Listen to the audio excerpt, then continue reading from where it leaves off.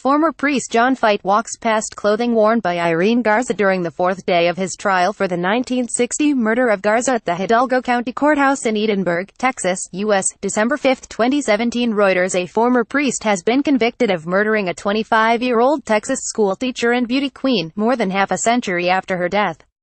Irene Garza, a one-time Miss All South Texas sweetheart, disappeared on the 16th of April 1960 after attending confession at Sacred Heart Catholic Church in the city of McAllen. Her body was found in a canal 5 days later. She had been raped, beaten and strangled to death.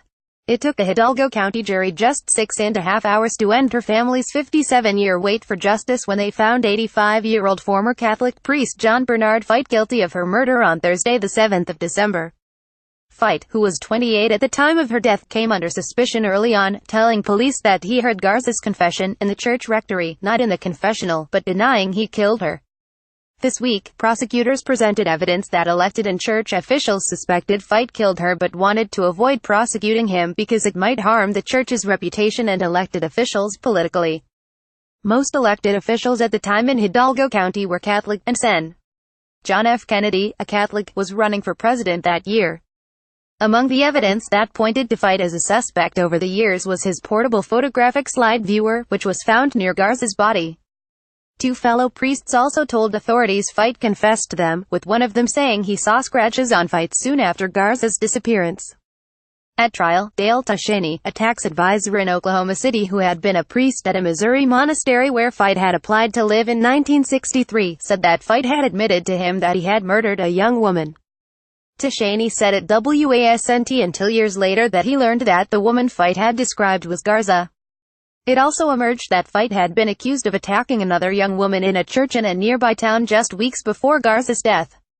He eventually pleaded no contest to the charge and was fined $500, defense attorney Yo. Renee Flores argued that prosecutors had insufficient evidence to convict Feit, who was living in Arizona at the time of his arrest last year.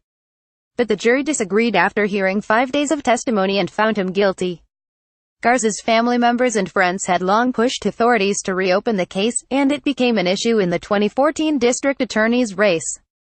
Hidalgo County Assistant District Attorney Michael Garza holds a photograph of Irene Garza as he presents his closing argument in John Feit's trial for the 1960 murder of Garza in the 92nd State District Court in Edinburg, Texas, U.S., December 7, 2017. Reuters prosecutors Michael Garza no relation to the family and Christine Ramon hugged members of Garza's family after the verdict was read.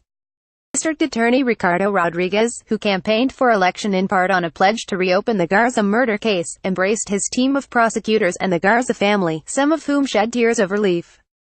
A stone-faced John Feit was led from the courtroom back to his county jail cell. The jury will begin hearing evidence Friday morning on what punishment Feit should receive. He could be sentenced to up to 99 years or life imprisonment. Feit had left the priesthood in 1972, married and went on to work at the Catholic charity St. Vincent de Paul in Phoenix for a number of years, training and recruiting volunteers and helping oversee the charity's network of food pantries. He had previously spent time at a treatment center in New Mexico for troubled priests and after that became a supervisor and had a part in clearing priests for assignments to parishes. Among the men Feit helped keep in the ministry was child molester James Porter, who assaulted more than 100 victims before he was ultimately defrocked and sent to prison.